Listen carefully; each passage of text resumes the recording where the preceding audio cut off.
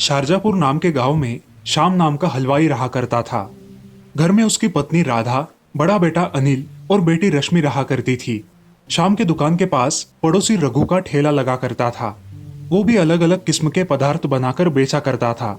श्याम को उसकी पत्नी राधा उसके काम में बहुत मदद किया करती थी और साथ ही में वो घर गृहस्थी भी संभाला करती थी। एक दिन श्याम के दुकान पर उसका बेटा अनिल आया और बोला, पिताजी, मेरा स्कूल में पहला नंबर आया है। सच में बेटा? ये लो, तुम कचौरी और जलेबी खाओ। पिताजी, इसका अव्वल नंबर आया तो आप इसे कचौरियाँ दे रहे हो, और मेरा अव्वल नंबर आया तो मुझे कोई पूछता ही नहीं। अरे मैं तो भूल ही गया, मेरी राजकुमारी के नंबर भी कभी कम आ सकते हैं क्या? मुझे इस अनिल से ज्यादा चाहिए। अच्छा ले लो, मगर मेरा एक काम करना पड़ेगा। कौन सा काम पिताजी? माँ को बोलना 5 किलो गुलाब जामुन बनाकर तैयार रखना। अब दोनों बच्चे कचौरी और जलेबी खाकर घर चले जाते हैं। रघु की लड़की प्रिया भी उन दोनों के साथ पढ़ा करती थी, मगर शाम की तरक्की और उसके बच्चों का अव्वल नंबर आता देख रघु बहुत जलता था। उसी दिन राधा राशन लाने के लिए बाजार जाती है। बहुत तेज धूप होने के कारण राधा को चक्कर आ जाता है और वो एक जगह पर बैठ जाती है। थोड़ी देर बाद वो घर जाने के लिए निकलती है। अब राधा घर पहुंचकर आराम करने लगती है। कुछ देर बाद राधा के बच्चे घर पर आते हैं और राधा को देखकर बोलते हैं, क्या हुआ है माँ तुम्हें? बेटा, चक्कर आ गया था, जरा फैन लगा दो, मुझे बहुत गर्मी हो रही है। लगाया माँ फैन? उस फैन की हवा भी नहीं लगती। राधा और अनिल अपनी माँ को पेपर से हवा देते हैं। थोड़ी देर बाद शाम घर आता है। क्या हुआ है तुम्हें राधा, ऐसे लेटी हुई हो? मुझे जरा चक्कर आ गया था, इसीलिए लेटी हूँ। अरे जरा उठो, वो 5 किलो गुलाब जामुन बनाने हैं, चलो। तुम्हें मेरी नहीं, तुम्हें गुलाब जामुन की पड़ी है। ये फैन है कि हवा नहीं फेंकता। तुम्हें बोला तो तुम कूलर भी नहीं ले आते। अरे ठीक है भाग्यवान, कल ही कूलर ले आता हूँ। अगले ही दिन शाम उसके घर एक नया कूलर लेकर आता है। उसकी पत्नी अब खुश होकर उसके दुकान के सारे काम कूलर के सामने बैठकर करने लगी। अब राधा और श्याम बहुत खुश रहने लगे। ऐसे ही एक दिन उनका पड़ोसी रघु उनके घर आता है। अरे तेवर तो देखो इन गरीबों के, कूलर लाए हैं घर में। अरे आओ रघु, कैसे आना हुआ? अरे दोस्त, तुमसे मिलने आया हूँ। अच्छा बैठो, ये लो चाय। धन्यवाद दोस्त, तुम ही मेरे सच्चे दोस्त हो। अरे श्याम, ये इतना महंगा कूलर कैसे लिया तुमने? अरे राधा को काम करने में बहुत कठिनाइयां आ रही थी, इसीलिए कूलर ले लिया। अच्छा, सही किया भाई। चलो मैं चलता हूँ।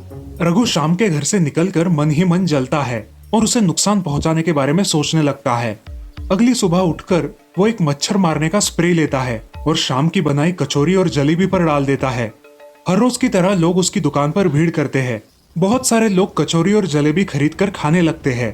कुछ ही देर बाद लोगों के पेट में दर्द होने लगता है, कुछ लोगों को उल्टियां होने लगती है। अब लोग शाम से सवाल पूछने लगते हैं और गुस्से में आकर शाम को बहुत मारने लगते हैं। लोग शाम की इतनी मार पिटाई करते हैं कि वो सीधा अस्पताल जाता है। कुछ लोग ये खबर राधा को देते हैं। अरे राधा, श्याम भाई साहब को किसी ने बड़ी बेरहमी से मारा है। अब उन्हें सरकारी अस्पताल में भर्ती किया गया है। राधा ये खबर सुनकर बहुत रोने लगती है। उसे समझ नहीं आता कि अब वो क्या करे।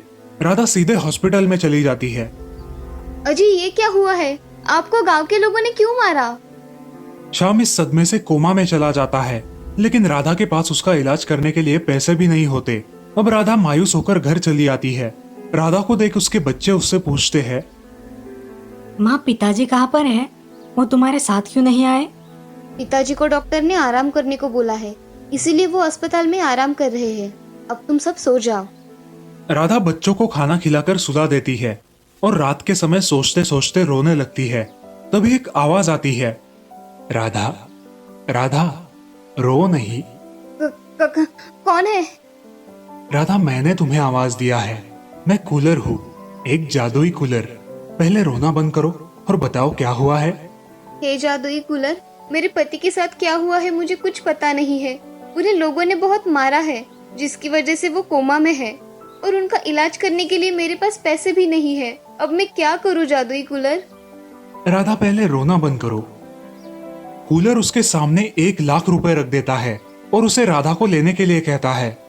ये पैसे मैं कैसे ले सकती हूँ? ये मेरे नहीं है। मैं गरीबों की मदद करता हूँ, इसलिए तुम्हें ये दे रहा हूँ। इसे लेकर तुम शाम का इलाज करना। राधा कूलर को धन्यवाद देकर वो पैसे ले लेती है और शाम को अच्छे अस्पताल में भर्ती करवाकर उसका इलाज करवाती है। कुछ दिनों बाद शाम ठीक हो जाता है और घर आता है। अब कूलर फिर से उसे 1 लाख रुपए देता है नया धंधा शुरू करने के लिए। मुझे ये पैसे नहीं चाहिए, आपने हमारी जो सहायता की उसके लिए आपका बहुत बहुत धन्यवाद। ये अच्छे काम के लिए है, तुम ले लो।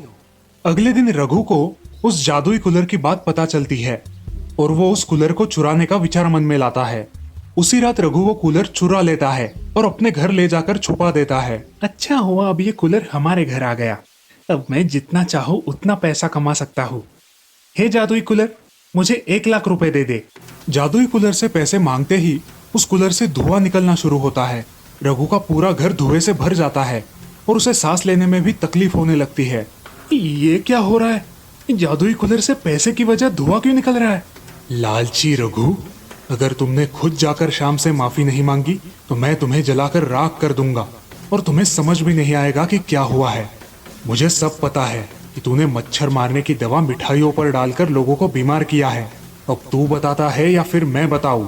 नहीं नहीं, मैं सब सच सच बता दूंगा। मैं माफी भी मांगूंगा। अब रघु शाम के घर कूलर लेकर जाता है और शाम से घटा पूरा किस्सा विस्तार से बताता है। अरे, हमारा कूलर तुम्हारे पास क्या कर रहा है? मैं इसे चुरा कर अपने घर ले गया था और इस कूलर ने मेरी आंखें खोल दी। ये सब मेरा किया कराया है। तू जो चाहे वो सजा मुझे दे सकता है। मगर तूने ऐसा क्यों किया? मैं लालच में आ गया था और तुझसे जलता था, इसलिए मैंने ये कदम उठाया। आज से तेरी मेरी दोस्ती खत्म। शाम पुलिस कंप्लेंट करके रघु को अपने किए की सजा दिलवाता है और अपने घर आए हुए जादुई कूलर का धन्यवाद करता है।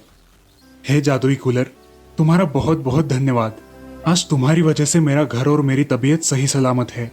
शाम और उसकी पत्नी उस जादुई कूलर की सहायता से घर के सारे काम करते हैं और इतना ही नहीं, वो गांव के सभी गरीबों की मदद भी करने लगते हैं।